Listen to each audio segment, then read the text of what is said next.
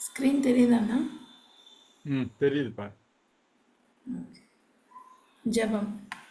எங்களை நேசிக்கிற நல்ல தகப்பனே, அப்பா இந்த அருமையான மாலை வேளையில் அப்பா உம்மோடு கொஞ்ச நேரம் நாங்கள் செலவிட்டு ஆண்டவரே வேதத்தை தியானிக்க இருக்கிறோம் அப்பா. நீர் எங்களோடு கூட பேசுங்க, நாங்கள் கேட்கிறோம் ஆண்டவரே.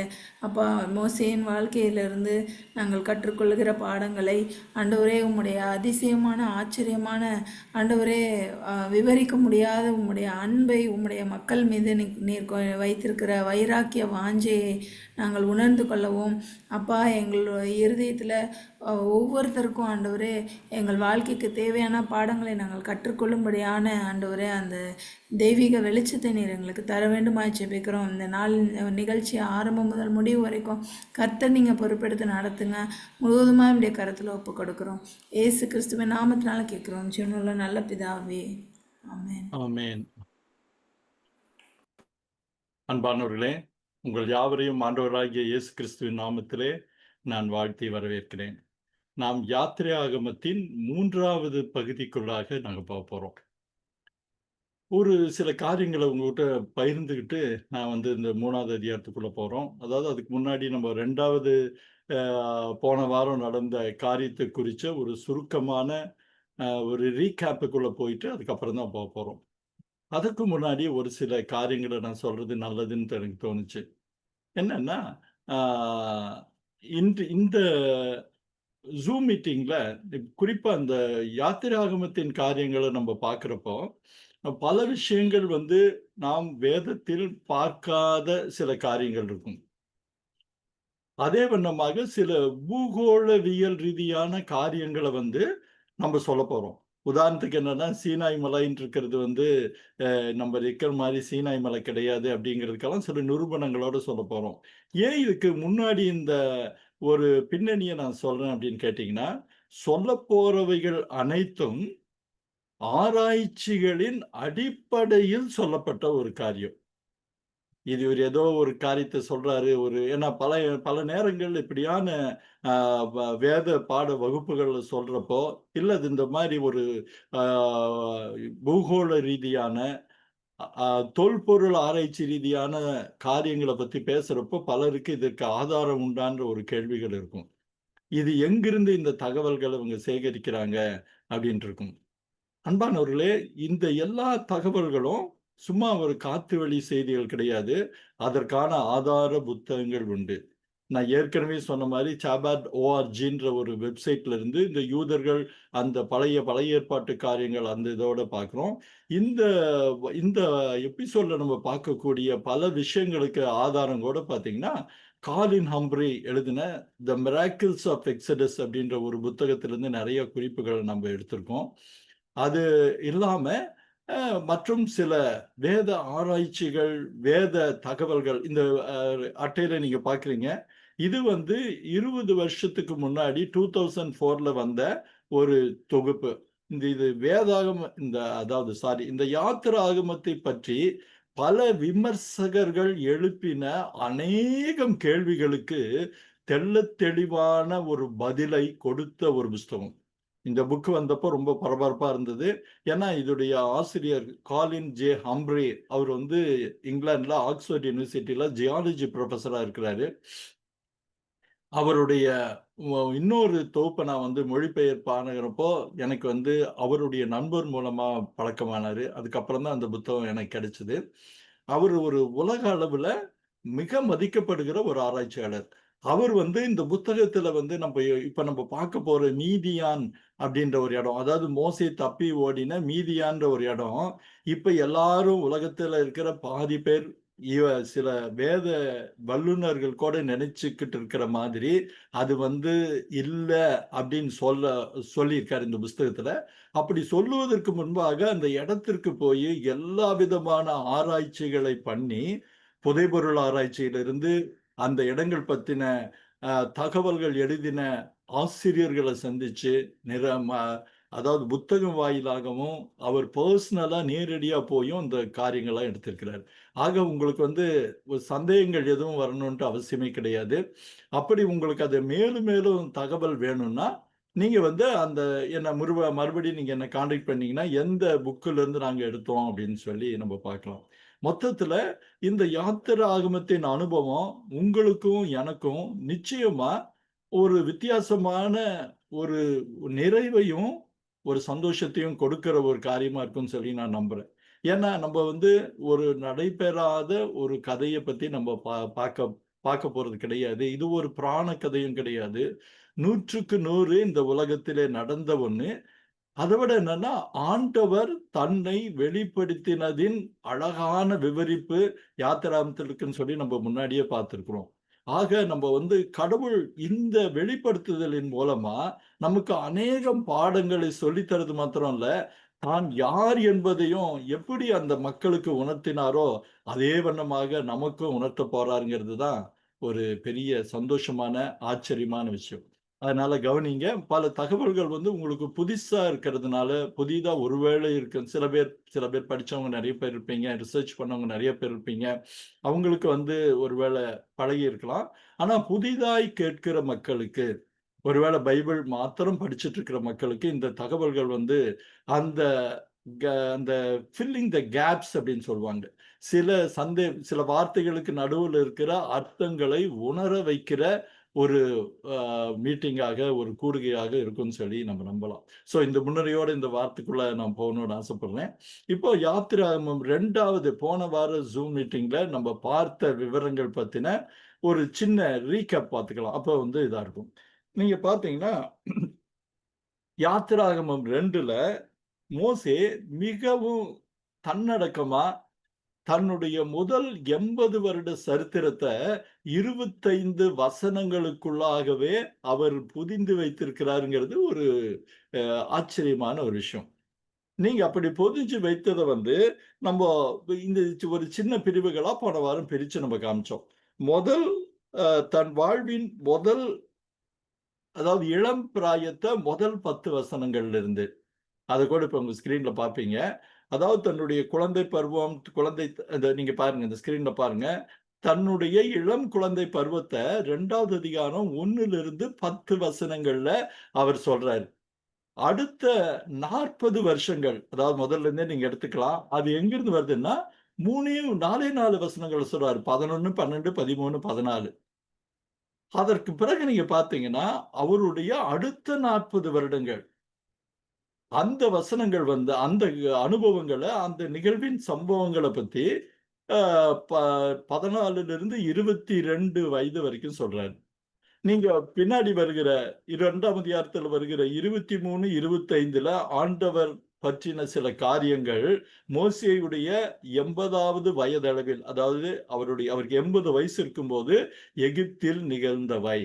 சோ இந்த பின்னணியத்த வந்து போன தடவை விலாவாரியா நம்ப விளக்கி சொல்லியிருந்தோம். அப்போ அந்த அதுல வந்து ஒரு சில காரியத்த மட்டும் குறிப்பிட்டு சொல்றது நல்லதுன்னு நான் நெனைக்கிறேன். ஏன்னா, அந்த இளம் குழந்தை பருவத்த சொல்றப்போ முதல்லயே நம்ம சொன்னோம். அவங்க அப்பா, அம்மா பேர பத்தி கூட அவர் அதிகம் சொல்லல. ஒரு லேவி கோத்திரம்னு அந்த கோத்திரத்தை பற்றி மாத்திரம் அவர் ஹைலைட் பண்றாரு. ஏன்னா, அந்த லேவி கோத்திரம் ஆண்டவருடைய ஆசாரிய பணிக்கென்று பிற்பாடு அர்ப்பணிக்கப்பட்ட ஒரு கோத்திரம். அப்போ அந்த லேவியன் அப்படின்ற ஒரு காரியத்த அவர் வலியுறுத்துறாரு. 2வது வந்து அந்த குழந்தைய பற்றி சொல்றப்போ, நீங்க பார்க்கலாம் ஸ்கிரீன்ல. அந்த ஸ்திரீ கர்ப்பவதியாகி ஆண் பிள்ளையைப் பெற்று, அது அழகுள்ளது என்று கண்டு. அந்த அழகுள்ளத மாத்திரம் ஹைலைட் பண்ணியிருக்கிறத நீங்க கவனிக்கிறது நல்லது. ஏன் அழகுள்ளதுன்னா, அந்த அழகு அசாதாரணமான அழகு. அந்த அழகு ஒரு தெய்வீகமான அழகு. நீங்க வந்து இதையே வந்து நீங்க அ அப்போஸ்தலர் 7:20ல ஸ்தேவான் மோசேய பத்தி சொல்றப்போ, திவ்ய சௌந்தரியமான அப்படின்ற ஒரு வார்த்தைய அவர் பயன்படுத்துறாரு. அப்போ அந்த அழகுங்கிறது வந்து நம்ம சாதாரணமா நெனச்சுட்டு இருக்கிற ஒரு அழகு கிடையாது. ஸ்தேவான் சொல்றாரு, "திவ்ய சௌந்தரியமான குழந்தையை" அப்படின்னு நம்ம சொல்றப்போ, அந்த குழந்தைக்கான ஒரு விசேஷித்த காரியத்த நம்ம பார்க்கலாம். நீங்க அந்த ஸ்கிரீன்ல கூட அந்த வசனத்த பார்க்கிறீங்க. இது அப்போஸ்தலர் 7:20ல சொல்லப்படுகிற ஒரு வசனம். அப்போ ஸ்தேவான் தன்னுடைய அந்த 7ல வரக்கூடிய அறிக்கை உங்களுக்கு எல்லாருக்கும் தெரியும். அவன் ஒரு பெரிய ஒரு பிரசங்கமே அவன் பண்றான். அப்போ இவன் பல காரியங்கள ஆதியாகமத்தின் பல சம்பவங்கள்ல அந்த ஆதியாகமத்தில் சொல்லப்படாத பல காரியங்களை, ஏன்னா ஆதியாகமம் வந்து ஒரு டைரி கிடையாது. ஒரு முழுக்க முழுக்க டே டு டே ஆக்டிவிட்டிய சொன்ன கிடையாது. முக்கியமான தகவல்கள் தான் நமக்கு பைபிள்ல இருக்கு. அப்போ அதற்கு நடுவே இருக்கிற அநேகம் தகவல்களை நமக்கு வந்து எபிரேயருக்கு எழுதின நிருபத்துல அந்த அப்போஸ்தலன் சொல்றத பார்க்கிறோம். கூடவே வந்து ஸ்தேவான் அந்த அப்போஸ்தலர் 7வது அதிகாரத்துல அவனுடைய பெரிய உரையில வந்து பல குறிப்புகளை சொல்றான். அந்த குறையில பார்த்தீங்கன்னா, மோசேயோட குழந்தை பருவத்தை பத்தி சொல்றப்போ, திவ்ய சௌந்தரியம் உள்ளவனாய் இருந்து 3 மாதம் அளவும் தன் தகப்பன் வீட்டில் வளர்க்கப்பட்டான் அப்படின்னு அவன் சொல்றத பார்க்கிறோம். அப்போ அந்த அழகு, அந்த தெய்வீக அழகு அவனுடைய தாய் யோகபேத். யோகபேத்துங்கிறது பின்னாடி நமக்கு யாத்திராகமம் 6வது அதிகாரத்துல அவங்க அப்பா, அம்மா பேர பத்தி நம்ம சொல்றாங்க. அது நமக்கு தெரியும். அவ வந்து அந்த அழகின் காரணமாக நீங்க பார்த்தீங்கன்னா, இன்னொரு புது காரியத்த நம்ம பார்க்கிறோம். ஒருவேளை யாத்திராகமத்துல நம்மலாம் கவனிக்க தவறின ஒரு காரியம். ஏன்னா, யாத்திராகமத்துல வந்து அவங்க அப்பாவ பத்தி எதுவுமே சொல்றது இல்லங்கிறத நீங்க கவனிக்கிறது நல்லது. அவன வந்து 3 மாத குழந்தைய ஒளிச்சு வைக்கிறாங்கிறப்போ, அவனுடைய அதுல தமக்கைன்னா மீரியாம் நமக்கு தெரியும். தாய் ஈடுபடுறாங்க, மத்தவங்க ஈடுபடுறாங்க. ஆனா, அவனுடைய அப்பாவாகிய அம்ராமின் பங்கு யாத்திராகமத்துல மோசே அது சொல்லவே இல்ல. ஆனா, எபிரெயருக்கு எழுதின நிருபத்துல அவரு அந்த அப்போஸ்தலன் வந்து மோசே பிறந்தபோது அவனுடைய தாய் தகப்பன்மார் அப்படின்னு சொல்லி அவங்க அப்பாவையும் கூட சேர்த்து சொல்ற ஒரு காரியத்த நம்ம பார்க்கிறோம். அப்போ அப்பாவுக்கும் ஒரு பெரிய பங்கு இருந்தது. அதாவது அம்ராமுக்கும் ஒரு பெரிய பங்கு இருந்தது. யோகபேத்துக்கும் ஒரு பெரிய பங்கு இருந்துச்சு. அந்த பங்குனால ஆ அ அதாவது அந்த பங்கு எதனால இருந்ததுன்னா, அந்த குழந்தையின் தெய்வீக அழகு அந்த முழு குடும்பத்தையும் பல செயல்பாடுகளுக்குள்ளாக கூட்டி போணுச்சு. அந்த குழந்தைய பத்திரமா பாதுகாக்க வைக்கிறாங்க.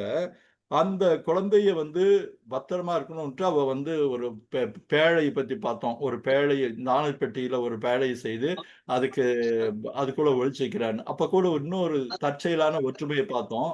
இதற்கு பயன்படுத்துகிற டேபா நீங்க பார்க்குறீங்க, ஸ்கிரீன்ல பார்க்குறீங்க. அந்த மூல மொழியில இருக்கிற ஒரு காரியம். சேபா அப்படின்னு. அந்த வார்த்தை நோவாவின் பேழைக்கு பயன்படுத்தின அதே வார்த்தை. அப்போ நோவாவின் பேழையின் மூலமாக எப்படி ஒரு அ மனுக்குலத்தின் ஒரு வித்தியாசமான அதாவது இந்த நோவாவின் குடும்பம் மாத்திரம் காக்கப்பட்டது போல, அல்லது ஒரு பெரிய சந்ததி காக்கப்பட்டது போல, இந்த மோசேயின் மூலமாக ஒரு பெரிய சந்ததி காக்கப்படுவதுன்ற ஒரு முன்னடையாளத்த நம்ம அதிலிருந்து நம்ம பார்க்கிறோம். அப்போ அந்த அழகு எப்படி அந்த எல்லாத்தையும் மாத்துச்சோ, அவங்க அம்மாவ ஒளிச்சு வைக்க வச்சதோ, அதே அழகு பார்வோன் குமாரத்திய அந்த குழந்தையை, அது குழந்தை எபிரேய குழந்தைன்னு தெரிஞ்சும், அந்த குழந்தையை எடுக்க வச்சது. அதற்கு நம்ம மிட்ராஸின்ல இருந்து இன்னொரு காரியத்த கூட பார்த்தோம். அந்த பார்வோன் குமாரத்தி அந்த குழந்தையை தொட்ட மாத்திரத்துல, அவளுக்கு உடம்பில் இருந்த ஒரு பெரிய புண்கள் ஏதோ பல நோய்கள் பத்தி சொல்றாங்க. உடம்புல நெறைய புண் இருந்தது அப்படின்னு. அந்த புண்ணெல்லாம் சரியானதுனால, அவள் அந்த குழந்தையின் பேரில் அதிகமாக ஈர்க்கப்படுகிறாள். இப்ப நடுவுல அந்த படத்துல கூட பார்த்தீங்க, அதுதான் பார்வன் குமாரத்தி. அத பாருங்க. அந்த குழந்தையோட பேர் வந்து சாரி அந்த பார்வோன் குமாரத்தியோட பேரு, ஒருவேள நமக்கெல்லாம் சரியா வாயில நுழையாத ஒரு பேரு. ஹட்ஷெபுட்ஸ்ன்னு பேரு. ஹட்ஷெபுட் அப்படின்னு சொல்றாங்க. நீங்க வந்து தமிழ்ல எழுதுறப்ப ஹேட்ஷிப்பஸ்ட்ன்னு இருக்கு. ஆக்சுவலா ஹேட்ஷிபுட்ஸ்ன்னு சொல்லுவாங்க. நீங்க அது தொடர்பான சில அவ யாருடைய மகள் அப்படிங்கிறது எல்லாத்தையுமே நீங்க ஸ்கிரீன்ல பார்க்கிறீங்க. அந்த பார்வன் குமாரத்தியின் தீராத பிரச்சனை, தெய்வீக சுகம் பெற்றத நம்ம சபாதார்கள பார்க்கிறோம். அந்த பேஜ்ல இருக்கிற அந்த வார்த்தைய கூட அவங்க எடுத்து போட்டிருக்கிறத பார்க்கிறேங்க. அதாவது அந்த பார்வோன் குமாரத்திக்கு அ பல பெயர்கள் உண்டு. அதாவது நமக்கு தெரிஞ்ச இந்த பெயர் இது. அவள வந்து பித்தியா அப்படின்னு கூட ஒரு பேர் இருக்கு. இன்னொரு பேர் கூட இருக்கு. அது நீங்க இத பார்த்துட்டு நீங்க கன்ஃப்யூஸ் ஆயிறக்கூடாது. நான் இப்ப சொன்ன பேர் இல்லாம பித்தியான்னு ஒரு பேர் இருக்கு. இன்னும் சில பேர் இருக்கு. நீங்க பார்த்தீங்கன்னா, uh waters healing miraculously when she touched Moses பாஸ்கெட்ன்னு இருக்கு. She was cured. This deepened her compassion for the child and strengthened her resolve to save him. அப்படி தன்னை தெய்வீக சுகம் தந்த அந்த குழந்தை ஒருவேளை எபிரேய குழந்தையா இருந்தாலும் அதை வளர்ப்பதற்கு அவள் தீர்மானிக்கிறார். தீர்மானிச்சு தங்க வீட்டுல போய் எடுத்து வச்சுக்கிறாங்கிறத நம்ம பார்க்கிறோம். பிறகு நம்ம வந்து அந்த குழந்தையா இருக்கிறப்போ ஒரு சில பிரச்சனைகளை கூட பார்த்தோம். ஏன்னா நமக்கு பிற்பாடு பார்க்கிறப்போ அவன் யாத்திராகம 4வது அதிகாரத்துல மோசே சொல்றான், நான் திக்குவாயும் மந்தனாவும் உள்ளவனா இருந்தேன்னு சொல்ற காரியத்தை நம்ம பார்த்தோம். இந்த திக்குவாயும் மந்தனாவுக்கும் பைபிள்ல வந்து காரணம் சொல்ல, ஆனா மிட்ரேசிம்ல ஒரு காரணம் இருக்கு. அது அந்த காரணத்தை பத்தி என்னன்னு பார்த்தோம். அந்த குழந்தையா இருக்கிறப்போ அரண்மனையில் நடந்த ஒரு சம்பவம். அவன் அந்த நெருப்பு கனலை எடுத்து வாயில வைக்கிறப்போ நாக்கில் வந்த பிரச்சனைகள் அப்படின்னு சொல்லி நம்ம பார்த்தோம். அதை வந்து விலாவரிய போன டைம் பார்த்தோம். அதையும் மறுபடியும் நான் சொல்ல விரும்பல.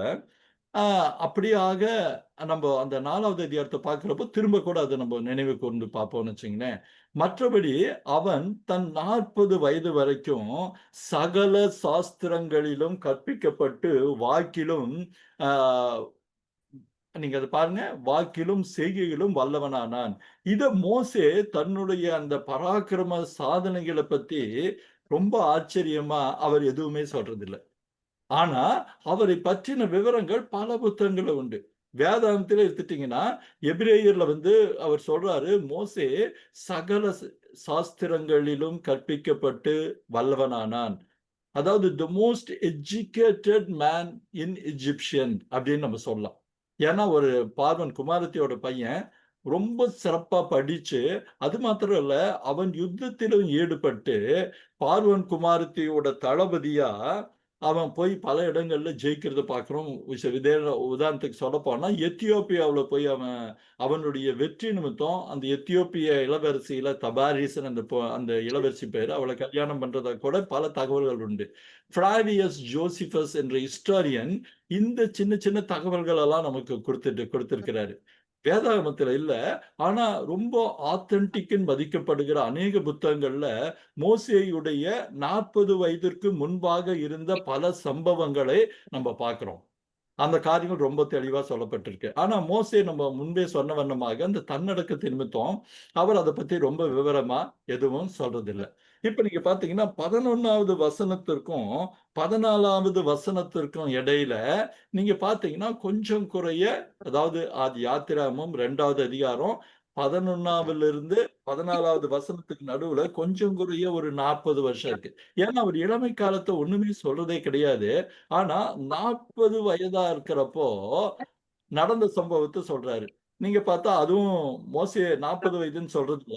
ஆனா மறுபடி பார்த்தா நமக்கு வேதாகமத்தின் இன்னொரு பகுதியில அவர் 40 வயதளவான போது அப்படின்னு நம்ம பார்க்கிறோம்.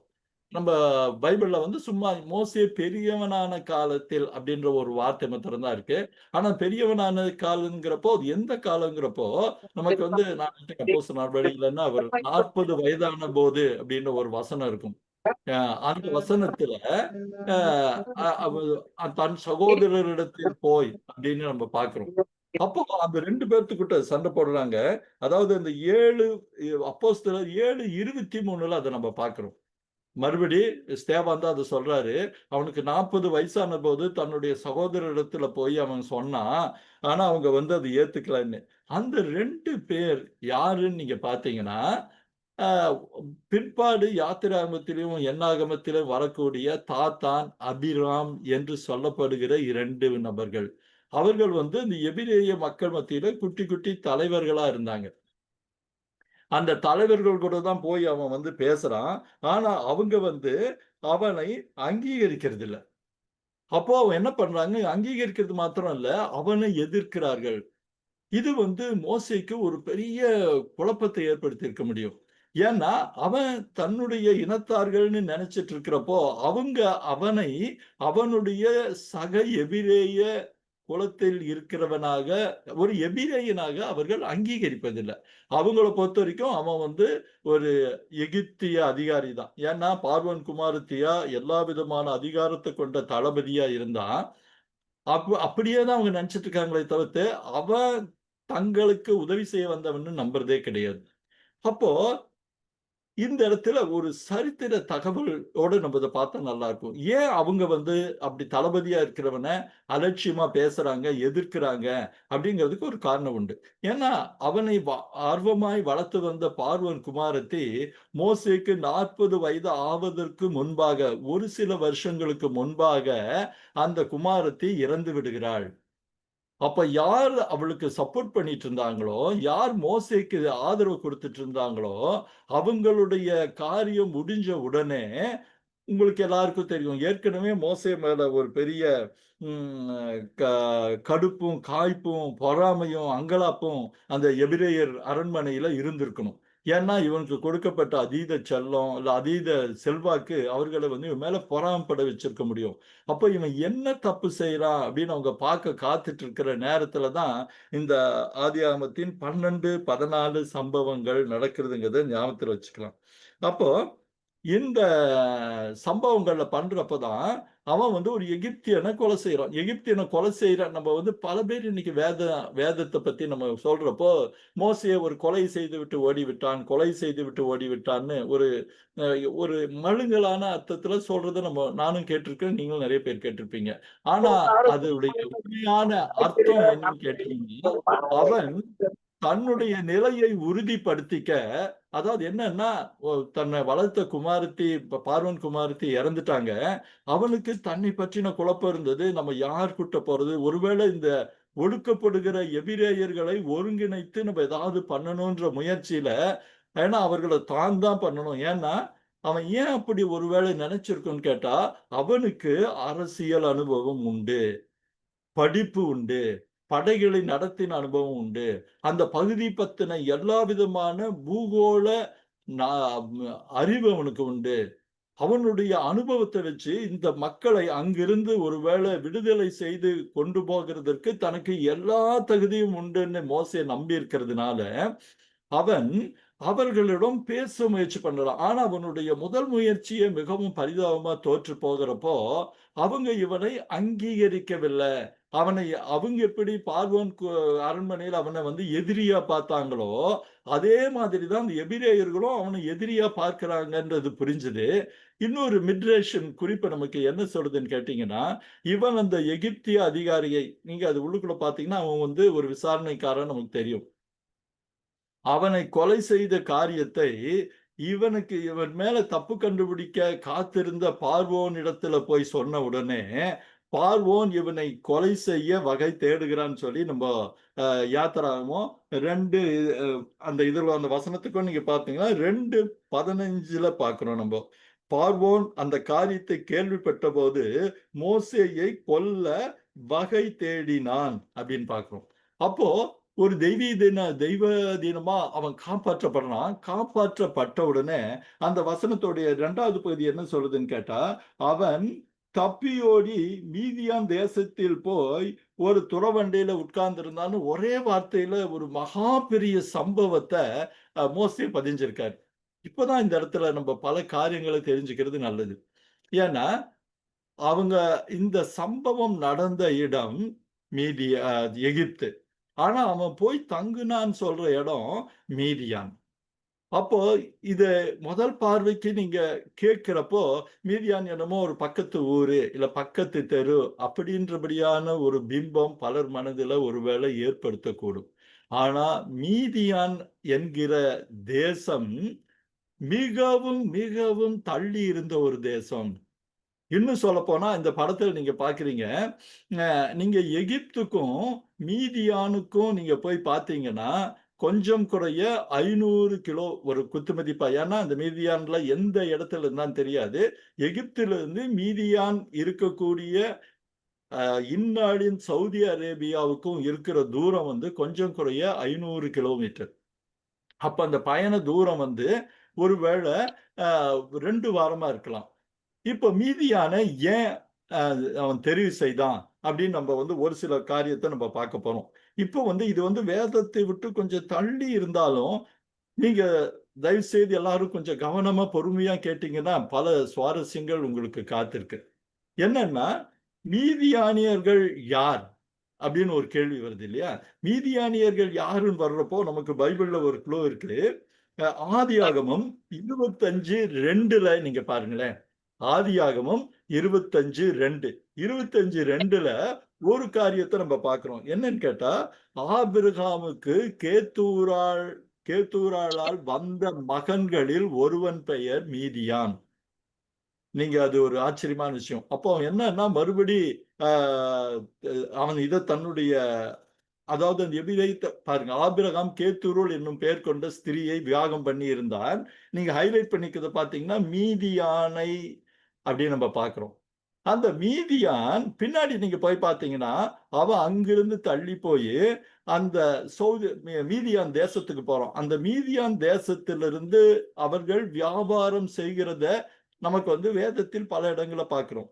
குறிப்பா ஒருவேளை உங்களுக்கு ஞாபகம் இருக்குன்னா, நம்மளுடைய ஒன் ஆஃப் த ஜூம் மீட்டிங்ல நம்ம சொன்னோம், யோசேப்பை அவர்கள் சகோதரர்கள் யாருக்கு வித்து போடுகிறார்கள்? மீதியானியர்களுக்கு வித்து போடுகிறார்கள். அந்த மீதியானியர்கள் எங்க வராங்க? எகிப்துக்கு வியாபாரம் செய்ய வந்த மீதியானியர்கள். அப்போ மீதியானியர்கள் எகிப்துக்கு வர்றது எல்லாம் ஒரு ஒரு இயல்பான சகஜமான ஒரு விஷயம். அந்த வியாபார இந்த பிசினஸ் ரூட் அப்படின்னு சொல்லி உங்களுக்கு ஒரு புரிதலுக்காக சொல்லுவாங்க. அப்போ மீதியானியர்கள் மீதியான் தேசத்திலிருந்து எகிப்துக்கு வர்ற ஒரு ரூட் ஒன்று உண்டு. நீங்க அந்த ஒரு அழகான ஒரு படத்தை கூட பாக்குறீங்க. கேத்தூராள் நீங்க எப்படி அந்த மீதியான்கிறத ஹைலைட் பண்ணி அந்த படம் இருக்கு. மத்த இருந்த அந்த மக்களை பத்தி இல்ல. இப்போ நம்ம மீதியான பத்தி மாத்திரம் தான் பார்க்க போறோம். இந்த அந்த மீதியானியர்கள் அந்த சவுதி அரேபியால போய் செட்டில் ஆனாங்க. அப்போ அந்த 2 பேருக்குமான பிசினஸ் ரூட் ஒண்ணு இருக்கு இல்லையா? ஏன்னா அந்த பிசினஸ் நீங்க இந்த விவரத்தெல்லாம் எடுத்து பார்த்தீங்கன்னா ரொம்ப ஆச்சரியமா இருக்கும். ஏன்னா அந்த அப்போது இருந்த அந்த காப்பர் மைன்ஸ் மற்றும் இந்த பொருட்கள் விற்கிற இந்த எல்லா காரியமும் இந்த ஒரு பிசினஸ் ரூட் வழியாக தான் நடந்துச்சு. இது ஒருவேளை இந்த ஜியோகிராஃபி பத்தின சில தகவல்களா இருக்கிறதுனால நீங்க கொஞ்சம் தயவுசெய்து பொறுமையா நீங்க கவனிச்சீங்கன்னா உங்களுக்கு பிரயோஜனமா இருக்கும்னு நான் நம்புறேன். அப்போ மோசே அந்த மீதியானியர்களை பற்றி, ஏன்னா அவன் பார்வோன் அரண்மனையில இருந்திருக்கிறான். நிறைய மீதியான் வியாபாரிகள் வந்த விஷயம் தெரியும். அவன் எகிப்து முழுவதையும் சுற்றி திரிந்தவன். நல்லா அது புரிஞ்சுக்குங்க. ஏன்னா அவன் எஜிப்சியன் யூனிவர்சிட்டியில படிக்கிறப்போ, அவன் எக்ஸிபிடிஷன் படையெடுப்பு எடுத்து போகிறப்போ, பார்வோன் குமாரத்தியின் தளபதியாக போகிறப்போ எகிப்து எங்கும் அவனுக்கு பழக்கமான இடம். அப்போ எகிப்தில இருந்து அண்டை தேசங்களுக்கு போகிற வழி இன்னைக்கு மாதிரி நேம் போர்டெல்லாம் போட்டுக்க மாட்டாங்க, ரோடு பேரெல்லாம் போட்டுக்க மாட்டாங்க. ஆனா ஒவ்வொரு தேசத்துக்குள்ளும் பிசினஸ் ரூட் அப்படின்னு ஒண்ணு இருக்கும். அதாவது வியாபாரிகள் போகிற வழின்னு. இது ஏன் ரொம்ப முக்கியம்னு கேட்டா, அந்த பகுதிகள் பாலைவனங்கள் நிரம்பி இருக்கிற பகுதி. அப்ப இந்த அவங்களுடைய ரூட் எப்படி இருக்கும்னு கேட்டீங்கன்னா, எங்கெங்க தண்ணி கிடைக்குதோ அந்த வழியாகத்தான் அவர்கள் போகிற பாதைகள் இருக்கும். அப்போ அந்த பகுதியை பற்றி நன்றாய் தெரிந்தவர்கள் மாத்திரமே அந்த பகுதியில் அந்த பாதையில போக முடியும். அப்போ இவன் என்ன பண்ணா, மோசே அவனுக்கு மீதியானியர்கள் பற்றி தெரிஞ்சிருந்திருக்கணும், அந்த வியாபாரம் பற்றி தெரிஞ்சிருக்கணும், மீதியான் தேசத்தை பற்றி தெரிஞ்சிருக்கணும், அவங்க வர்ற வழி தெரிஞ்சிருக்கணும். அந்த வழியில் இந்த எகிப்திய அதிகாரத்திற்கு தப்பி ஓடி மீதியான் தேசத்திற்கு போகிறான். இதை நீங்க தெளிவா புரிஞ்சுக்கிறது நல்லது. ஏன் மீதியான் தேசத்துக்கு அவனுக்கு போகணும்? ஏற்கனவே அவனுக்கு இருக்கிற அந்த பொலிட்டிக்கல் நாலேஜ் பத்தி நமக்கு தெரியும். இந்த எகிப்துடைய ஆளுமை சுற்றி ஏன்னா நம்ம ஏற்கனவே முன்பாக பார்த்திருக்கிறோம். எகிப்து அந்த நாட்களில மிகவும் ஒரு வல்லரசை போல இருந்த ஒரு தேசம். எல்லா கலைகளிலும் மாத்திரமல்ல, இராணுவத்திலும் மற்ற எல்லா காரியங்களும் சிறந்து விளங்கின ஒரு தேசம். அந்த தேசத்துடைய ஆளுமை இந்த பக்கத்துல நம்ம தென்னிந்தியா மாதிரி தெரியுது பாருங்க ஒரு பகுதி. நீங்க அந்த கல்ஃப் ஆஃப் அக்கபா, சுயஸ் வளைகுடா, கல்ஃப் ஆஃப் வளைகுடா நடுவுல தென்னிந்தியா மாதிரி ஒரு முக்கோண பகுதி தெரியும். ஒருவேளை அதை அவங்க பாயிண்டர்ல போட்டு காமிப்பாங்க. இந்த பகுதியிலும் எகிப்திய ஆளுமை இருந்துச்சு. அந்த இடத்துலயும் அவங்க நீங்க அந்த ஸ்கிரீன்ல இப்ப பெருசா பாக்குறீங்க. அந்த பகுதியிலும் அந்த எகிப்து கவர்மெண்டுடைய ஆளுமை இருந்தது, பார்வோனுடைய ஆளுமை இருந்ததுனால அங்க போய் இருக்கிறது தனக்கு சேஃப்டி கிடையாது. அப்படிங்கிறதுனால அவன் எங்கே போறான்னா, நேராக மீதியான் தேசத்திற்கு போறான். அந்த மீதியான் தேசத்தை இந்த ஸ்கிரீன்ல கூட நீங்க பாக்குறீங்க, ஹைலைட் பண்ணி காமிச்சிருக்கிறாங்க. அது எங்க இருக்குன்னு கேட்டா, அக்கபா வளைகுடா. நீங்க அந்த சினாய் தீபகற்பத்தை பார்த்தீங்கன்னா, நீங்க பார்க்கிறப்போ இடது பக்கம் தெரியறது சுயஸ் வளைகுடா, gulf of Suez. Right hand செய்கிறது, அது ரவுண்ட் பண்ணி அழகா காமிச்சிருக்காங்க. Gulf of Aqaba. அக்கபா வளைகுடான்னு பேரு. இதுக்கு நடுவுல தான் அந்த சீனாய் தீபகற்பம் இருக்கு. அதுல அந்த ஹைலைட் பண்ண அந்த மேற்பகுதியில நீங்க அந்த கல்ஃப் ஆஃப் வளைகுடாவுக்கு நீங்க பக்கத்துல நீங்க பார்த்தீங்கன்னா, அங்க இருக்கிறது தான் மீதியான் தேசம். அந்த மீதியான் தேசத்துல தான் அவன் இருக்கான். நீங்க பார்த்தீங்கன்னா, அந்த சவுதி நீங்க அந்த மறுபடியும் அந்த மேப்ப பார்க்குறீங்க. இந்த கல்ஃப் ஆஃப் வளைகுடாவின் நீங்க இந்த பாயிண்டர்ல அவங்க கவனிக்கிறத நீங்க கவனிச்சீங்கன்னா நல்லது. நீங்க பார்த்தீங்கன்னா, அந்த 2 யாத்திராகமம் 2:10-22, 3 யாத்திராகமம் 3:4ன்னு 2 பாக்ஸ் மெசேஜ் இருக்கும். அந்த அவங்க அந்த வட்டம் போட்டு காட்டு இருக்கிற பகுதி தான் மீதியான் தேசம். இப்ப நீங்க நல்லா புரிஞ்சிருப்பீங்கன்னு நினைக்கிறேன். ஏன் அவன் வர்றதுக்கு ஒரு 10, 15 நாள் ஆச்சுங்கிறதும் தெரிஞ்சிருக்கும். இதுல வந்து ஒரு முக்கியமான உண்மைய நம்ம ஏன் ஏன் புரிஞ்சுக்கணும்னு கேட்டீங்கன்னா, பல பேர் இந்த சீனாய் தீபகற்பத்துல இத பத்தி நம்ம பின்னாடி கூட யாத்திராகமத்தின் பயணத்த பத்தி பார்க்கிறப்ப திரும்ப இத பத்தி நம்ம பேசப் போறோம். அதுக்கு முன்னாடி ஒரு சிறு குறிப்பா உங்ககிட்ட சொல்றதுக்கு நான் விரும்புறேன். ஏன்னா, இந்த சீனாய் தீபகற்பத்துல தான் ஜபல் மோசா என்று அழைக்கப்படுகிற சீனாய் மலை இருந்தது அப்படின்னு இன்றைக்கும் நம்பிக்கொண்டிருக்கிறவர்கள் உண்டு. நம்பிக்கொண்டிருக்கிறங்கிறத விட நீங்க பார்த்தீங்கன்னா, இது வந்து காலாகாலமா இப்போ நீங்க டூர் போனாலும் உங்களுக்கு காமிக்கக்கூடிய சீனாய் மலை. இத ஜபல் மூசான்னுவாங்க. அதாவது மோசஸின் மலை அல்லது மோசேயின் மலைன்னு. இந்த மலை வந்து சீனாய் தீபகற்பத்துல இருக்கு. இந்த மலைக்கு தான் இப்ப டூர் போனாலும், யார் இஸ்ரேல் டூர் போனாலும் இந்த இடத்துக்கு தான் கூட்டிட்டு போய் இதுதான் சீனாய் மலைன்னு சொல்லுவாங்க. ஆனால் இது சீனாய் மலை அல்ல. இது தேவனுடைய பர்வதமான ஓரே பர்வதம் அல்ல. இதை தெள்ளத் தெளிவா நேரடி சாட்சி மூலம் நான் முன்னமே உங்களுக்கு சொன்னேன்.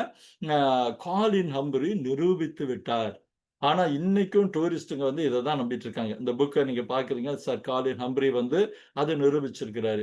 அப்போ அதற்கு பல ஆதாரங்கள் உண்டு. அதுல வந்து இப்ப மீதியான் சம்பந்தப்பட்ட ஒரு ஆதாரங்கள மாத்திரம் சொல்றேன். இந்த சீனாய் தீபகற்பத்துல மீதியானியர்கள் இருந்ததற்கான எந்த அடையாளமும் இல்ல. இந்த பகுதி பார்த்தீங்கன்னா, உங்களுக்கு வந்து வறண்டு போன ஒரு பகுதி. வறண்டு போன பகுதின்னா, கொஞ்சம் நெஞ்சம் இல்ல. ஒரு பெரிய ஸ்ட்ரெச். பெரிய தொடர். நாங்க இஸ்ரேல் போனப்போ இந்த பகுதிக்கு நாங்க போயிருந்தோம்.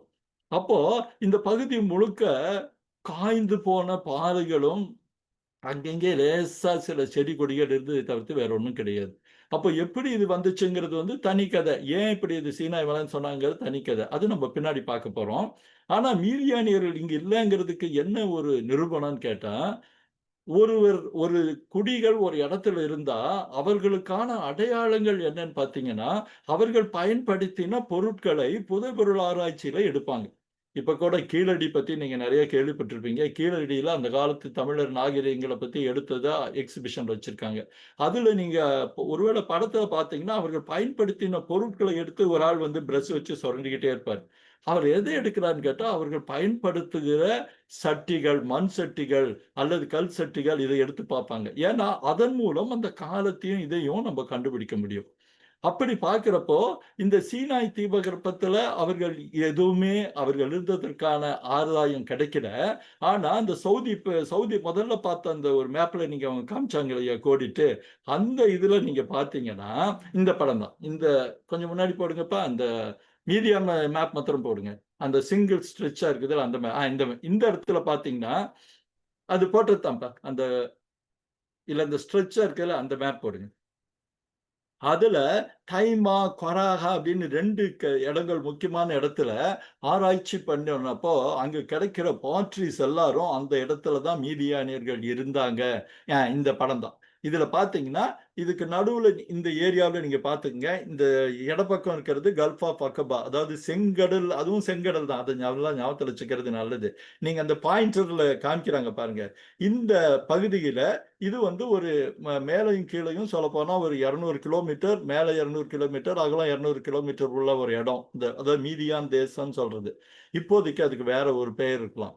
அந்த இடத்துல கிடைக்கப்பட்ட அந்த புதைபொருள்கள் எல்லாமே மீதியானியர் பயன்படுத்தின சட்டிகள், அதற்கான அவங்களுக்கான ஒரு ட்ரேட் எல்லாம் இருக்கு. அத பத்தி நம்ம சொன்னா நம்ம பூகோள படிப்பு மாரி போயிடும்.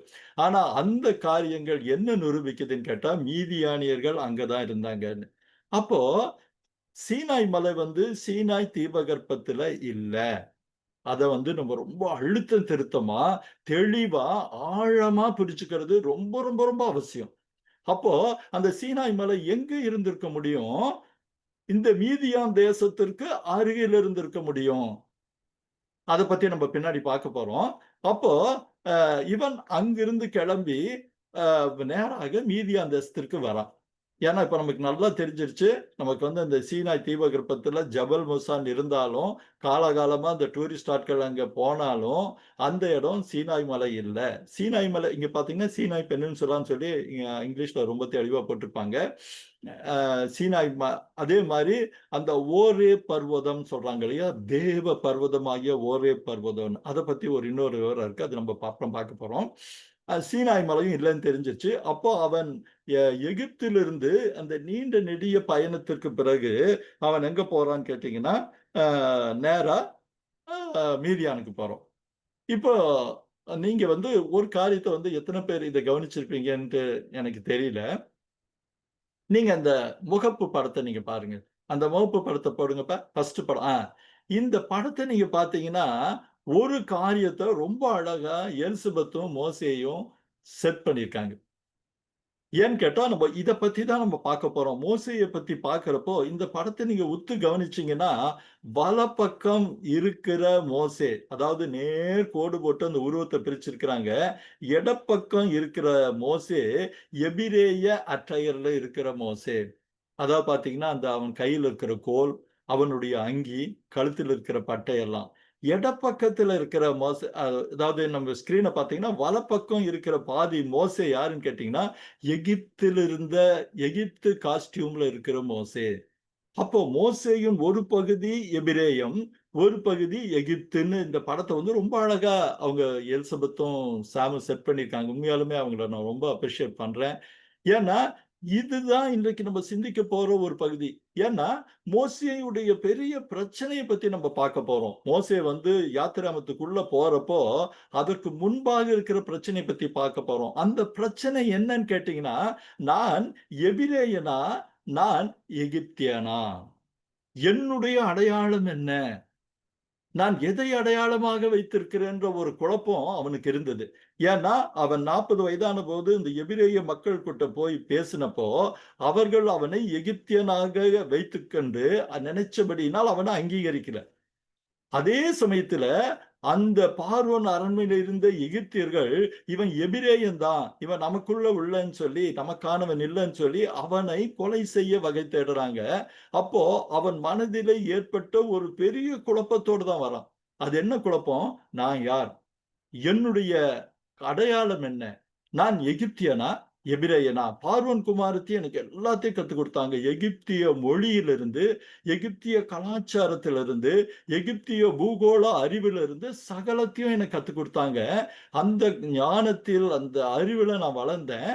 ஆனா, என் உள்மனதில் இருக்கிற அந்த எபிரேயத்திற்கான காரியம், ஐயோ! என்னுடைய ஜனங்கள் கஷ்டப்படுறாங்களேன்னு சொல்லி, பார்வோன் குமாரத்தி இறந்த பிறகு எனக்கு வந்த அந்த உணர்வு, ஐயோ! இவங்களெல்லாம் நம்ம சேர்த்து இது பண்ணணும். நமக்கு இருந்த இந்த அனுபவங்களை வைத்து, இவர்களை திரட்டி இவர்களுக்கான விடுதலைக்கு முயற்சி பண்ணணும்னு பண்றப்போ, யாருக்காக முயற்சி செய்தானோ, யாருக்காக தான் கற்று அறிந்த திறமைகளை எல்லாம் பயன்படுத்த நினைச்சானோ, அது தோற்று போக அவர்களும் அங்கீகரிக்காம, இவர்களும் அங்கீகரிக்காம, அவன் தோல்வி மனதோடு தான் அந்த எகிப்திலிருந்து மீதியானுக்கு பயணம் செய்திருக்கணும்.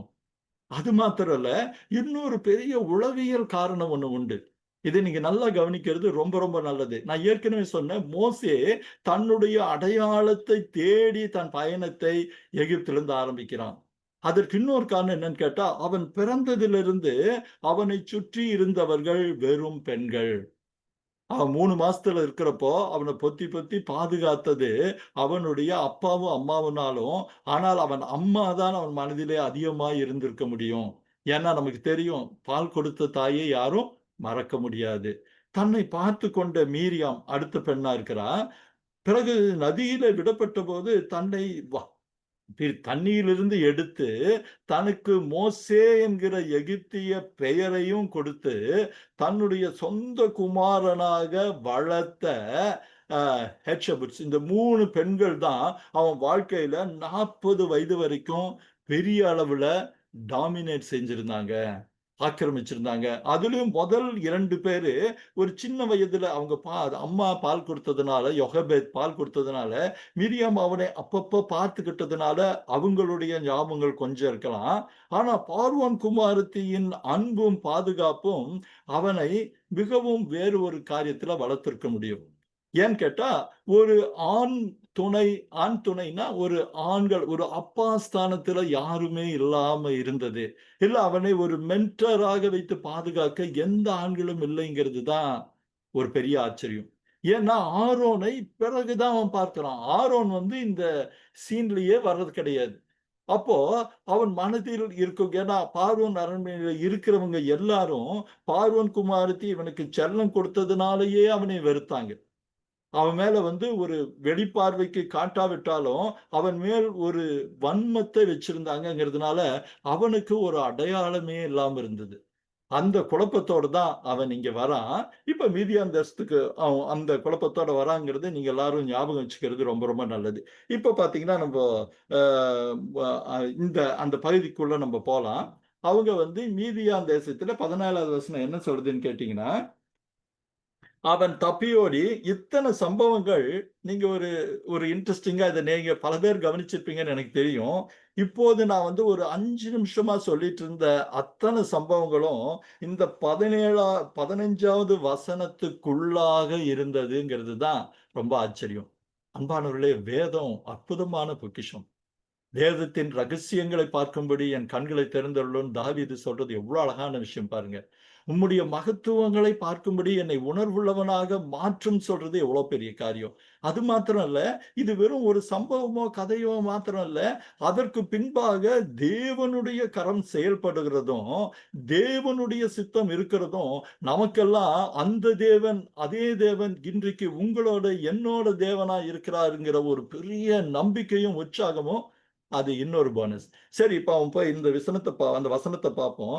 மீதியான் தேசத்தில் போய் தங்கி ஒரு துறவண்டையில உட்கார்ந்திருந்தான் அப்படின்னு. அன்பானவர்களே, இந்த கிணத்தடியில உட்கார்ற ஒரு காரியம் ஒருவேளை பலருக்கு பல புன்னகைகளை ஏற்படுத்தி இருக்கக்கூடும். ஏன்னா நம்ம பைபிள் ஹீரோஸ்ல நிறைய பேரு கிணத்தண்டையில தான் அவர்களுக்கான நாயகிகளை பார்க்கிறாங்க. இது ஒரு புன்னகை தர்ற ஒரு விஷயம். நீங்க உதாரணத்துக்கு நீங்க பார்த்தீங்கன்னா, ஆதியாகமம் 24வது அதிகாரத்துல எலியேசர் ஈசாக்குக்கு பொண்ணு பார்க்க போறாரு. போறப்போ அங்கேயும் நீங்க பார்த்தீங்கன்னா, இந்த 3 சம்பவங்களும் ஒரு ஒற்றுமையை கொண்டிருக்கிற ஒரு சம்பவம். ஆதியாகமம் 24ல எலியேசர் ஈசாக்காக பொண்ணு பார்க்க போறப்போ ஆபிரகாம் அனுப்புறாரு, என்னுடைய குலத்திலே போங்க. நீங்க இந்த ஸ்கிரீன்ல பாக்குறீங்க. போகிறப்போ அவர் மனசுக்குள்ளேயே சில காரியங்கள்லாம் நினைச்சுக்கிறார். நான் போறேன், என் ஒட்டகத்துக்கு தண்ணி கொடுத்து இதை கொடுத்து காமிக்கிறவங்க யாரோ அவங்க தான் என்னுடைய எஜமானுடைய குமாரனுக்கு இதா இருக்கணும், அவங்க இனத்தா இருக்கணும், கடவுளே நீங்க காட்டுங்க அப்படின்னு சொல்லிட்டாலாம் அவர் பிரேயர் எல்லாம் பண்ணிட்டு போறாரு. அந்த சம்பவத்தை நீங்க ஒருவேளை நேரம் கிடைக்கிறப்ப பாத்தீங்கன்னா இன்ட்ரெஸ்டிங்கா இருக்கும். அங்கேயும் அவனுடைய ஒட்டகங்களுக்கு தண்ணீர் வார்க்க ஒருத்தி வராங்க. நமக்கு யாருன்னு தெரியும், ரெபேக்காள் வரா. அப்போ ரெபேக்காளை கண்டுபிடிச்சதும், ரெபேக்காள் வேதாகமத்தில் இருக்க முக்கியமான ஒரு பாத்திரங்கிறது நமக்கு எல்லாருக்கும் தெரியும். ஈசாக்குடைய மனைவியா இருக்கிறவோ. அப்போ அந்த ரெபேக்காளை கண்டுபிடித்தது அங்கதான். இன்னொரு சுவாரஸ்யம் பாத்தீங்கன்னா, ஆதியாகமும் 29ல நம்ம யாக்கோபு பத்தி பார்க்கிறப்போ இந்த சீனை கூட நம்ம பார்த்தோம். யாக்கோபு தான் இருந்த பகுதியிலிருந்து நெடுநூறம் பயணம் பண்ணி லாபான் வீட்டுக்கு போய், இவங்க பாத்தீங்கன்னா எல்லாரும் நீண்ட தூரம் பயணம் செய்யறாங்கிறது ஒரு காமன் ஃபீச்சர். ரொம்ப தூரம் நடந்து வராங்க. எதுக்கு வராங்க? ஒரு பொண்ணை கண்டுபிடிக்கிறதுக்கு வராங்க, அல்ல பொண்ணை தேட வராங்க, இல்லைன்னா ஹீரோயினை பார்க்க வராங்க அப்படின்னு நம்ம ஒரு புரிதலுக்காக வச்சுக்கலாம். அதே மாதிரி யாக்கோபு போறாரு. உங்களுக்கு எல்லாருக்கும் தெரியும், யாக்கோபு எபிசோட் பத்தி பேசினப்போ இதை பத்தி விலாவாரியா பார்த்தோம். அங்கிருந்து லாபான் கிட்ட வர்றப்போ அந்த இடத்துல மறுபடியும் ஒரு கிணறு, மறுபடி அந்த ஆடு மாடுகள், மறுபடியும் அங்க இருக்கிற மக்களுடைய பிரச்சனை. ஆனா இவன் அந்த கல்லை புரட்டி அவனுக்கு வந்து 29:10 பார்க்கிறோம்.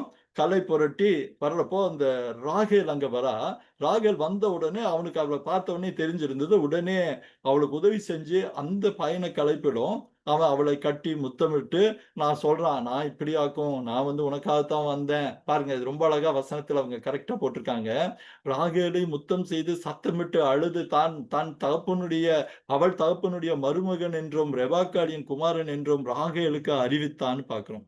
சோ அந்த ஒற்றுமையான சம்பவங்கள் அதே போல ஒரு சம்பவம் இங்க நமக்கு நடக்குது. யாத்திராகமம் 2:21 நம்ம கொஞ்ச நேரத்துக்கு முன்னாடி பார்த்த மாதிரி நம்ம மோசே நீண்ட நெடிய பயணம் செய்து மீதியான் தேசத்திற்கு வந்து அங்கே 15வது வசனம் கடைசி ஒரே வார்த்தையில ரொம்ப அழகா சொல்லிட்டாரு. அதை பார்க்கிறப்பெல்லாம் எனக்கு ஒரு பிரமிப்பு தான். எவ்வளவு பெரிய காரியத்தை எவ்வளவு சாதாரணமா ஒரு 500 மைல் பயணத்தை ஒற்றை வார்த்தையில சொல்லிட்டாரு. தப்பியோடின்ற ஒரே வார்த்தையில எப்படி தப்பியோடி 500 கிலோமீட்டர் தப்பியோடி ஒருவேளை 10 நாள் பயணமா இருக்கலாம். நடுவுல நீங்க சொன்ன மாதிரி கொஞ்சம் கொஞ்சம் ரெஸ்ட் எடுத்துட்டு கூட வந்திருக்கலாமா இல்லையோ வந்திருப்பான்னு வச்சுங்களேன். பண்ணி துறவண்டையில நேரடியா சீனுக்கு வந்துடுறாரு. துறவண்டையில வந்து உட்கார்ந்து இருந்தான். மறுபடி அந்த 2 முக்கியமான காட்சிகள்ல பார்த்த மாதிரி இங்க ஒரு காரியம் நடக்குது. ஆனா இந்த 2 சம்பவங்களுக்கு இந்த சம்பவத்திற்கும் ஒரு பெருத்த வித்தியாசம் நம்ம பார்க்க போறோம். என்னன்னு கேட்டா மோசே எதையுமே பேசுவதில்லை.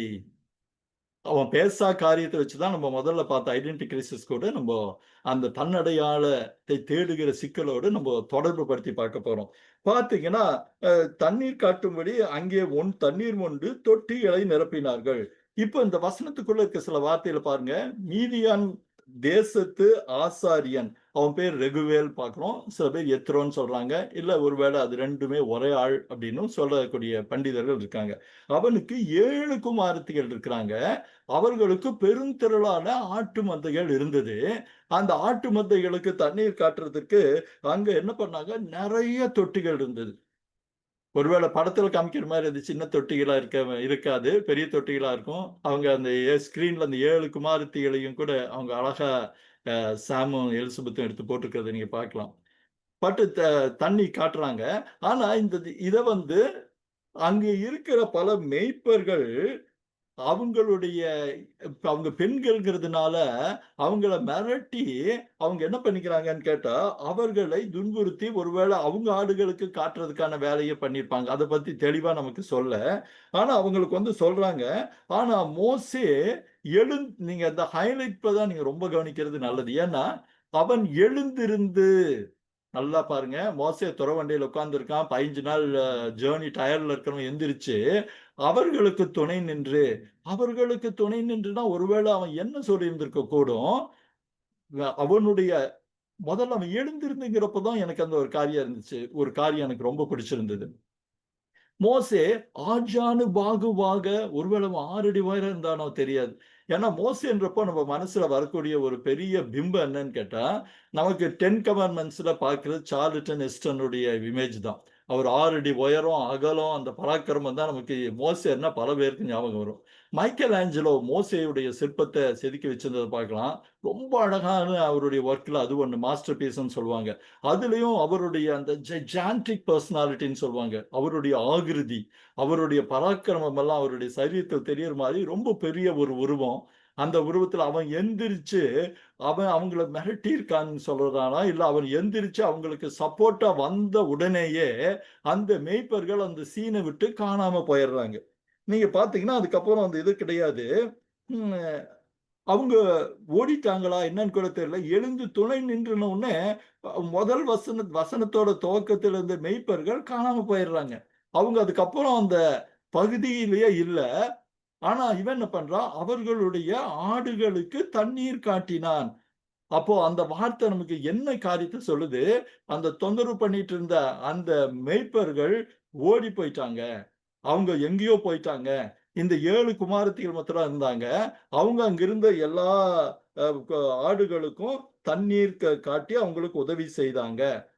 இப்பதான் நீங்க பார்த்தா மற்ற 2 சம்பவங்களுக்குமான முக்கியமான வித்தியாசத்தை பார்க்கிறோம். அதுல 2லயும் அங்க எலியேசர் பேசுறாரு, அந்த வந்த பெண்கள் கூட. 2வதுல யாக்கோபு ஒரு பெரிய கச்சேரியே பண்ணிடுறாரு. ஆனா 3வதுல மோசே ஒரு வார்த்தை கூட சொல்லுவதில்லை. அவன் பேசாம ஒருவேளை அங்கேயே உட்கார்ந்திருப்பான். உட்கார்ந்திருப்பான் தான் எனக்கு தோணுது. ஏன்னா, அவர்கள் உடனே தண்ணி அந்த ஆடுகளுக்கு தண்ணீர் காட்டின பிறகு, அவர்கள் தங்கள் தகப்பனாகிய ரெகுவேலிடத்தில் வந்து, அவங்க உடனே தண்ணியெல்லாம் பண்ணிட்டு வீட்டுக்கு திரும்புறாங்க. வந்தப்போ ரெகுவேல் அந்த வசனங்கள் இருக்கிற ஒவ்வொரு வார்த்தையும் முக்கியம் பாருங்க.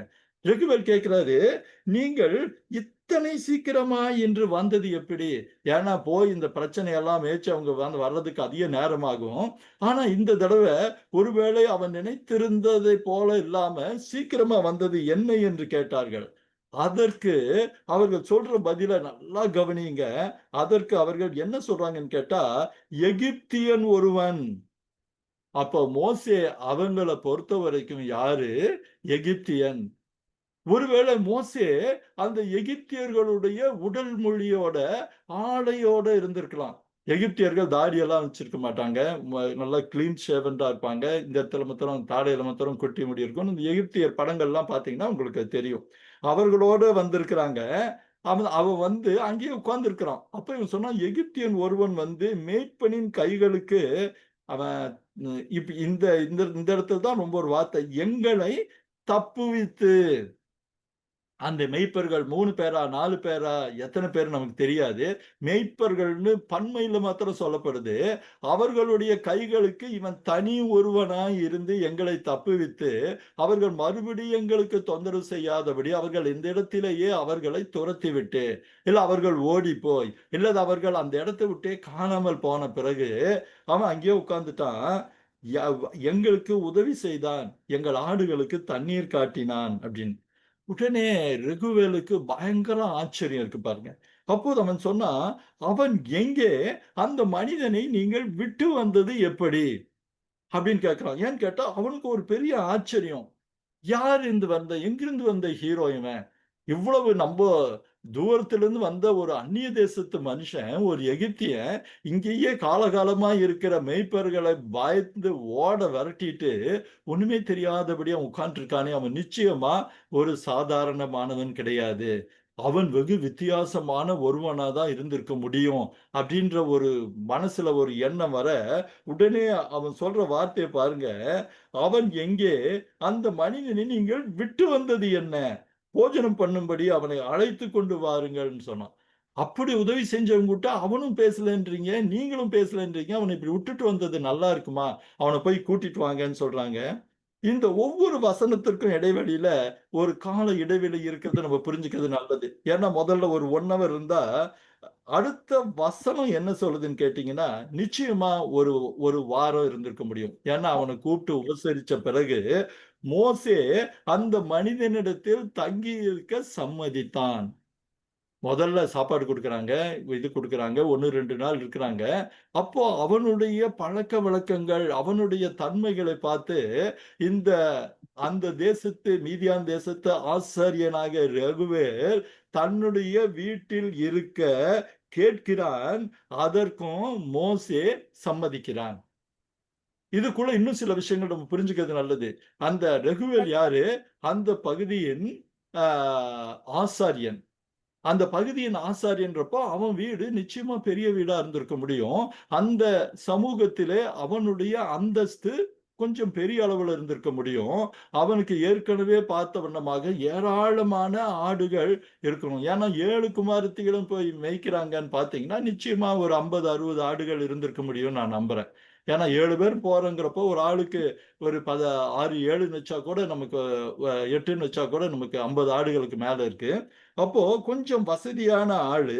அவன் சம்மதித்தான். ஒரு பெரிய இடைவெளி.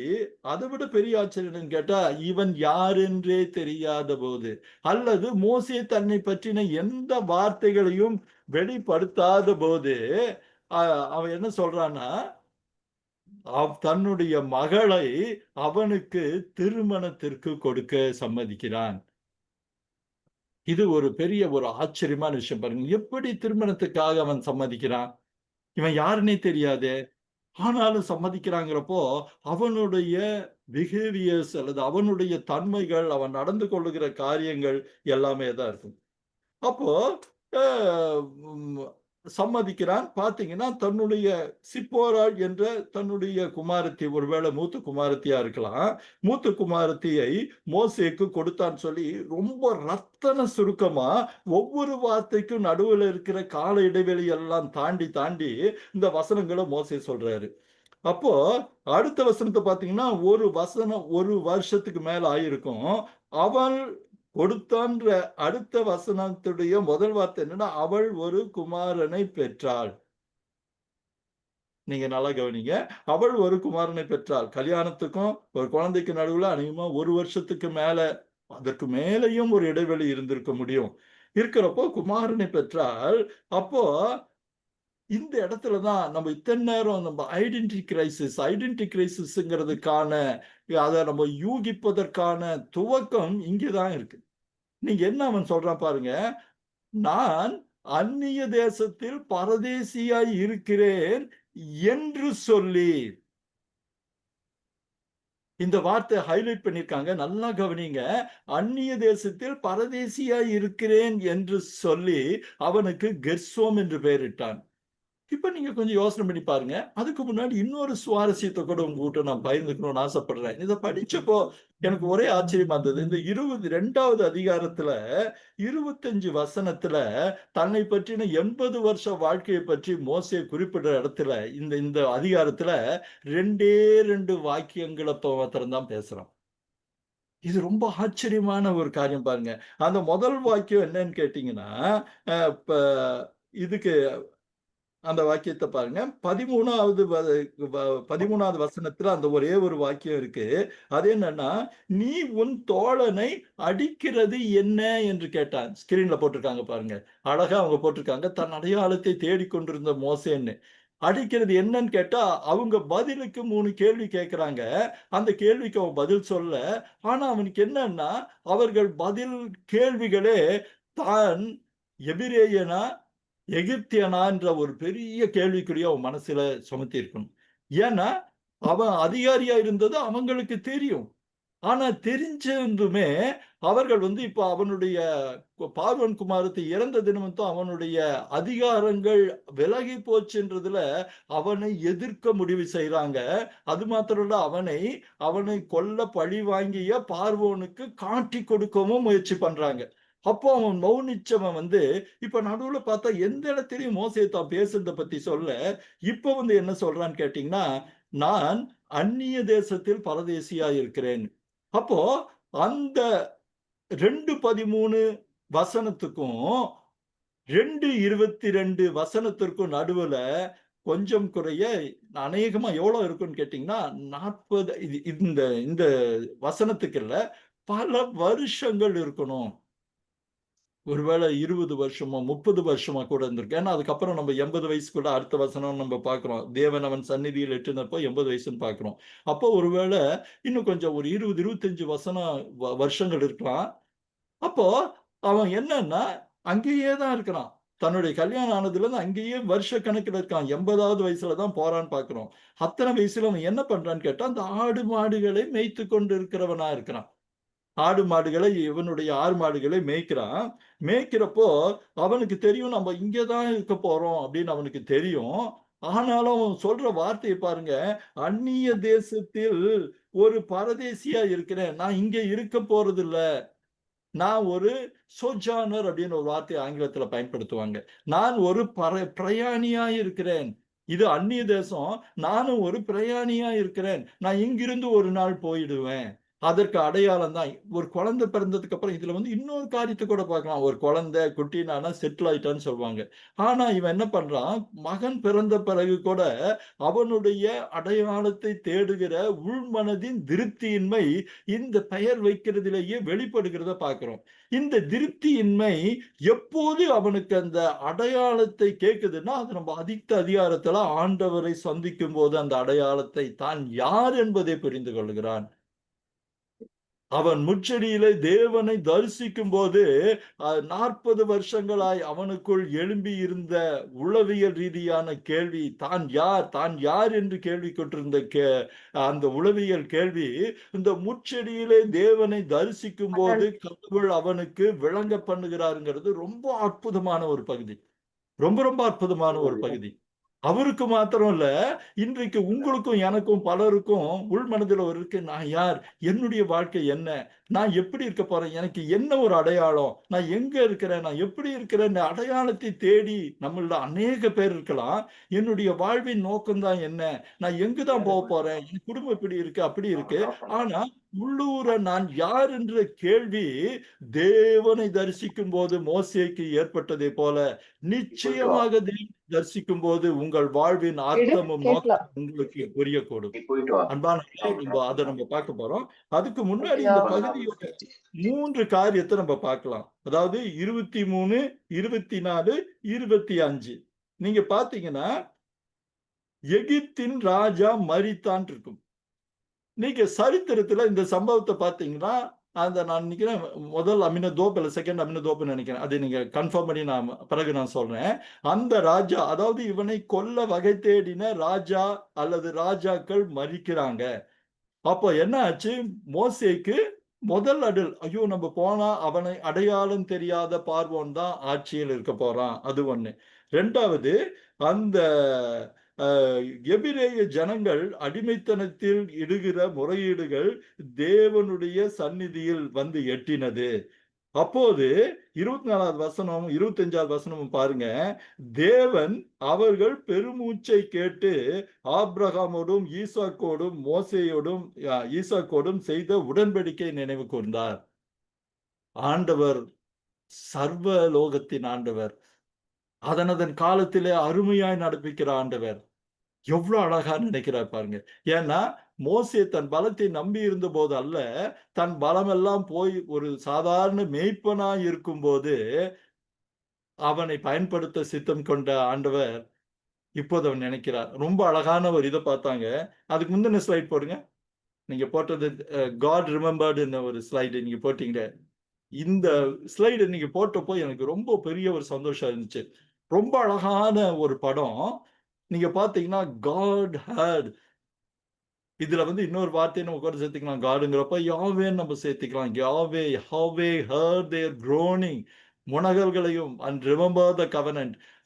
நம்ம ஆதியாகமம் 15 அதிகாரத்துல ஆபிரகாமுக்கு ஒரு வார்த்தை சொன்னாரே, உன் சந்ததியை பற்றின்னு, உன்னுடைய ராஜ்யங்கள் இருப்பாங்க, திரும்ப வருவாங்கன்னு. அந்த காரியத்தை அவர் நினைவு கூர்ந்தார். நினைவு கூர்ந்து தேவன் அவர்களை நினைத்தருளினார். அன்பானவர்களே, தேவன் நம்மை ஒருபோதும் மறக்கிற தெய்வம் அல்ல. தேவன் காலாகாலமாய், அவர் அனாதி காலமாய் இருக்கிறவர்.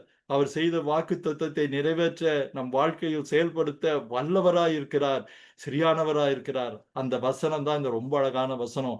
உங்களுக்கும் எனக்கும் எல்லாருக்கும் நம்பிக்கை தருகிற வசனம். தேவன் நம்மை நினைத்தருளுகிற தேவன். எங்கோ இருந்து நம் வாழ்க்கையை பற்றி அக்கறை இல்லாத தேவன் அல்ல.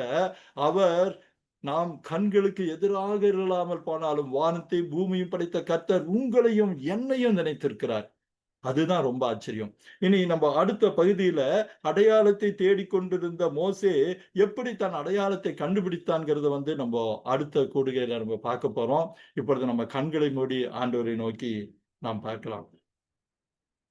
பரிசுத்தமான அன்பின் ஆண்டவரே, மோசேயின் வாழ்க்கை எங்களுக்கு எவ்வளவு அழகான ஒரு பாடம் சுவாமி.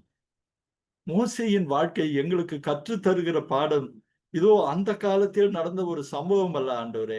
இந்த நவீன நாட்களிலே உளவியல் சிக்கல்கள் மிகுந்து இருக்கிற இன்றைய சமுதாய மக்கள் மத்தியில நான் எதை செய்யட்டும், எதை செய்யக்கூடாது, இது பெருசா அது பெருசா, என் தேவைகள் இன் தேவைகள் என்று மனதிற்குள் அலைமோதி கொண்டிருக்கிற இந்த நாட்களின் தேவைகளின் மத்தியிலே தேவனீர் ஜீவனுள்ளவராய் எங்களை நினைவு கூறுகிறவராய் இருக்கிறீர் என்ற நிச்சயத்திற்காக நன்றியோடு உம்மை துதிக்கிறோம் சுவாமி. ஆண்டவரே, நீர் எவ்வளவு பெரிய தேவன் என்பதை இதோ இந்த பகுதியிலே நாங்கள் ஆராயும் போது புரிந்து கொள்கிறோம் ராஜா. ஆண்டவரே, நீர் ஏதோ ஒரு பிராணத்தில் வருகிற ஒரு பாத்திரமோ நபரோ அல்ல சுவாமி. நீர் ஜீவனுள்ள தெய்வம், நேற்றும் இன்றும் என்றும் மாறாத தெய்வங்கிறதை நிரூபிக்கிற காரியங்கள் அல்லவா சுவாமி. எங்களை தாழ்த்துகிறோம். இதோ நாங்கள் கற்றுக்கொள்ளுகிற பாடங்கள் ஆண்டவரே உம்மோடு கொண்டிருக்கிற உறவை புதுப்பிக்கவும், உயிர்ப்பிக்கவும், துளிர்க்கவும் வைக்கிறதாக இருக்கக்கூடுமானால், ஹalleluya, நன்றி சொல்கிறோம்ப்பா. அப்படியான உம்மோடு கொண்டிருக்கிற உறவை துளிர்க்க வைக்கிற பாடங்களாக இந்த ஜூம் கூடுகையில் அமைய என் கர்த்தர் கிருபை செய்வீராக. என் கர்த்தர் உங்க இரக்கங்களை தருவீராக சுவாமி. இதோ இந்த கூடுகையில் இருக்கிற ஒவ்வொருவருக்காகவும் ஜெபிக்கிற ஐயா. இந்த கூடுகையில் கூடியிருக்கிற நான் முகம் பார்த்தறியாத அநேக மக்கள் உண்டு சுவாமி. ஒவ்வொருவருக்காகவும் ஜெபிக்கிறேன். அவர்களின் உள்ளத்தின் எண்ணங்களை அறிந்திருக்கிறீர், ஏக்கங்களை அறிந்திருக்கிறீர், பொறுமல்களை அறிந்திருக்கிறீர், பெருமூச்சுக்களை அறிந்திருக்கிறீர், கண்ணீரை அறிந்திருக்கிறீர், தேவைகளை அறிந்திருக்கிறீர். நீர் அனைவரையும் நினைத்தருளுகிற கர்த்தர் அல்லவா? நீர் அவர்களை சந்தியும். உம்மை அவர்கள் உணர்ந்து கொள்ளுகிற பாக்கியத்தை தாரும். எல்லாவற்றையும் அன்பின் ஆண்டவர் அருள்நாதர் இயேசுவின் அற்புதமான நாமத்திலே பாதம் பணிந்து எங்கள் ஜெபங்களை ஏறெடுக்கிறோம். அப்பா லோஹிம். ஆமென், ஆமென், ஆமென். அன்பானவர்களே, நம்ம அடுத்த வாரம் மோசேயுடைய அடுத்த பகுதியை நம்ம பார்ப்போம். இப்போது உங்கள் நேரம். நீங்க உங்க கருத்துக்களை, உங்க மனசுல தோன்றின எண்ணங்களை நீங்க தாராளமா எங்க கூட பகிர்ந்துக்கலாம்.